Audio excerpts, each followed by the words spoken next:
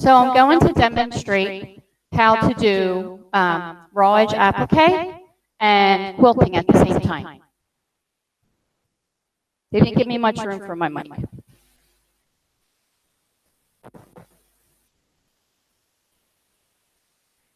So hi ladies, this is what I'm going to demonstrate today. I'm going to demonstrate applique, that we're going to do raw edge, and we're going to applique, and we're going to quilt, all at the same time. And the applique is put down with Roxanne's glue basted. That's at raw edge, but when you look at my finished quilt, you'll notice there's a lot of texture from the quilting, and that texture is because there's no fusible. So when I'm doing pictorial artwork, I always do my applique with Roxanne's glue basted.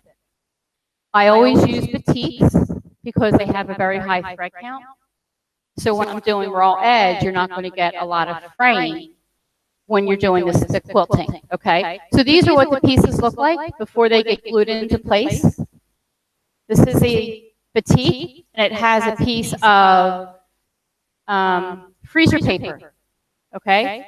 And I would put it in place where it's going to go onto the quilt, and I would glue it with the paper on. And then as soon as I'm done gluing, I give it about another 30 seconds, and I remove the freezer paper. And then this piece would be in position. So that's what I prepared here today. Have the two main pieces of the flower glued into place. And now using the Bernina, I'm going to do the applique and the quilting. I always do this in free motion, and the speed that you're running the machine varies from person to person. So I've been doing this a long time, so I might be running the machine quickly. You may be running it more slowly. It doesn't matter. It's where your comfort zone is. And the other important thing to remember is that this is pictorial. It's natural and it's organic, so the messier the better. Makes this technique great for everybody. So I'm going to go along the outside of the edge of this flower, and I'm going to do the applique. If you look up on the monitor as I'm doing it, because not everyone can see over my shoulder, you'll be able to see how I'm putting the thread down. I work in a forward and a backward motion, and I'll work in one area until I feel like there's enough thread. I'm using a 40 weight Aurifil, 40 weight. Okay, you can also do this with a 50 weight. So if you have a lot of 50 weight in your studio and you don't want to invest in additional 40 weight, you can definitely do the same technique with a 50 weight. You're just going to have to go back and forth a little bit more because it's going to build up just a teeny bit slower than the 40 weight thread. I generally use a 16. You don't have to use a really big needle because the 40 weight thread isn't that heavy. So as long as the needle, as long as the thread is gliding through the needle easily. Now, if you are having a lot of if you have thread breakage at home while you're doing it, I would check a couple things. One is tension on your piece. So if it's too tight, when the needle is working and you get needle deflection, the tightness of your top is going to cause some thread breakage. The other thing you can check is whether or not you have any dust, thread, fuzz underneath. And also you can always try going up in a needle size. It could just be for your machine for that day. It wants to have a larger needle.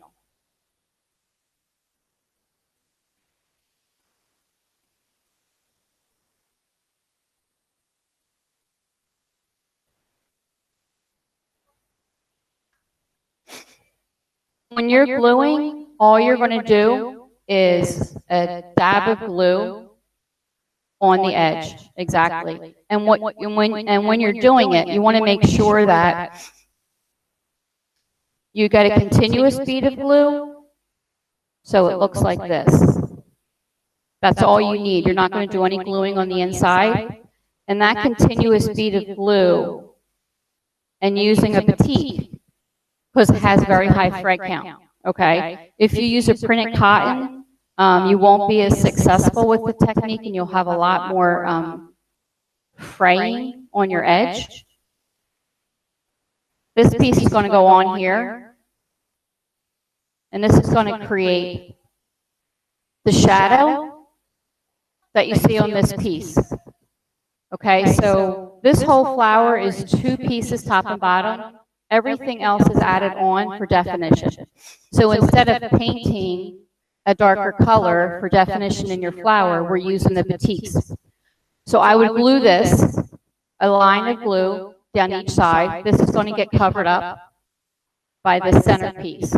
When I go to quilt this, I'll change my thread color to a darker fuchsia color. And I'll do all my thread work on there in a darker color.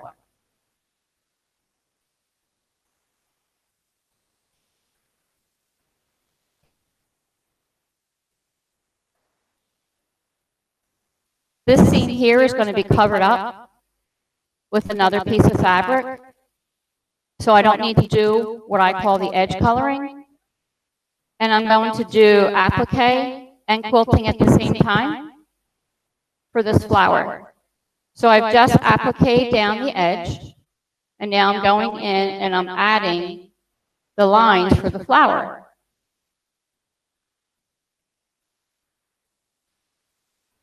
My orange thread was being a little bit uncooperative, so we're going to do it with this yellow.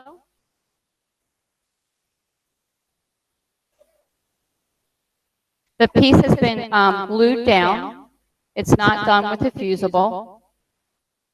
And the reason we use glue is so that when we're done quilting, the flower will have a lot of dimension and texture.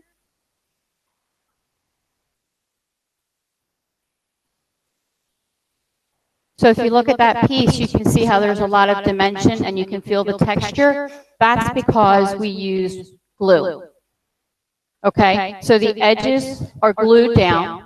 The rest of this is all loose.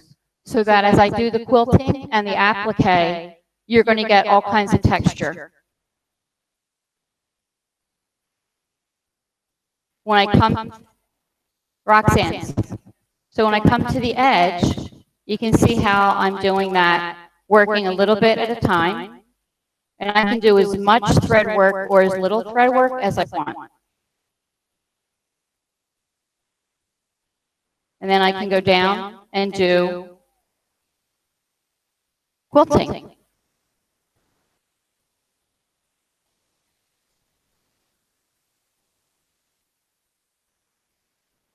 When I'm doing a piece, if you look at my sample, you'll notice that a lot of the thread will match the color of the fabric. So when you're doing your applique and your quilting, normally I would match the thread along the edge, because I don't really want to necessarily draw attention to where I've done the applique work. I really want to draw attention, though, to the textures.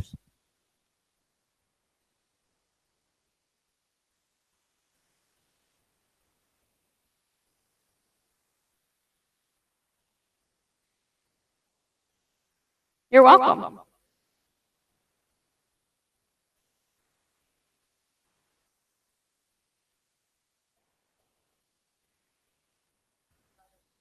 No, this is just for purposes of demonstration. So I would have glued my whole applique piece onto my background. And then I would be able to load it, the top, the batting, and the backing. And when I'm doing this, I almost always will use the wool batting. So if you use the wool batting, as you do the quilting, you'll get more texture. So with the wool batting and then the texture and the thread, the whole piece is done when I take it off. So normally with applique, you would have hand appliqued down your pieces, okay? So you can flip that over and you can see all of the applique work as well as the quilting was all done at the same time.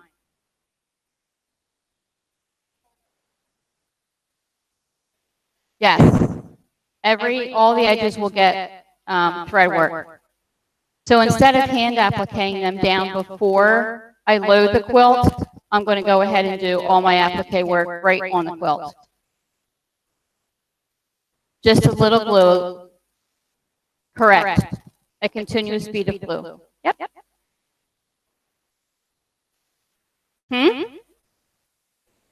Exact same thing. Yep.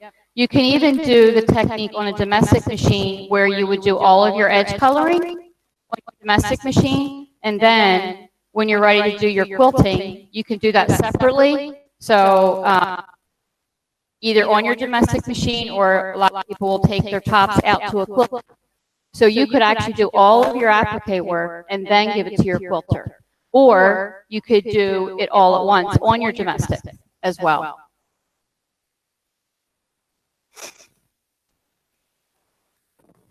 I quilted the background. I did my flower. So you'll notice that the quilting for the texture I use for the background is not underneath the flower. You could quilt the whole piece and then glue your applique down, but I want to make sure that when I'm doing it, that the texture I get is full. So if you quilt it down behind the piece first, you've kind of brought down the fullness of that batting already, so you won't get as much dimension in your applique.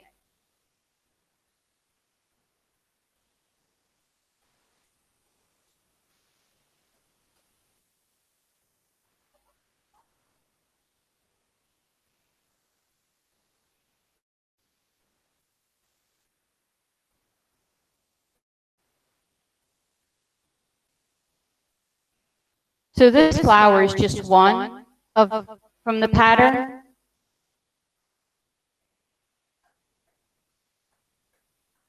I like the Roxanne's glue because it's water soluble, so it comes out. Or if you're never going to wash the piece, it's considered archival, so you don't have to worry about any damage to your piece.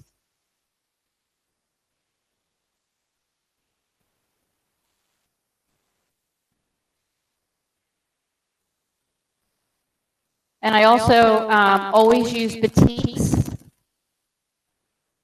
You want to use fabrics that have a high thread count because you're only gluing the edge, and it will prevent excessive any kind of fraying from the fabric.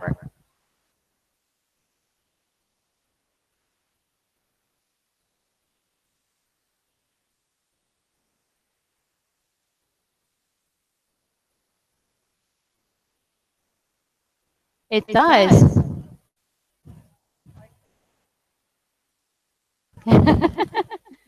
So now you've got something fun to do, something to experiment with.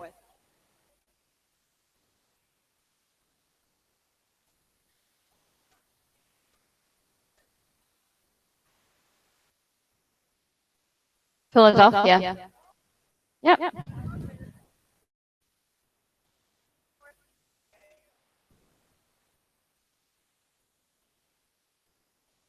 Oh, there you go.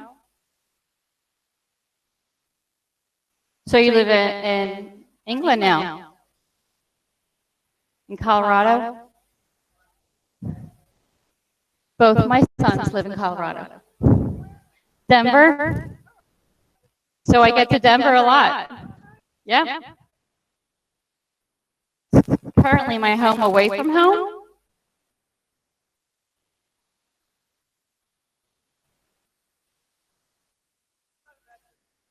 No. There you go. Well, now we got this thread running like butter. Yes.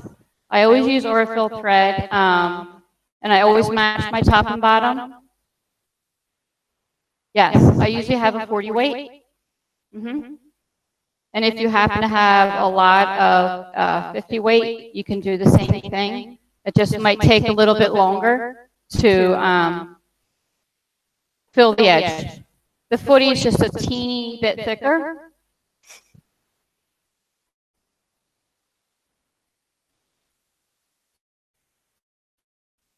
Thanks for coming by, watching me demo. No. No, but I can give you, you can take my card if you like. You're welcome. Absolutely. Yep. Yep. You're welcome. Thanks for coming.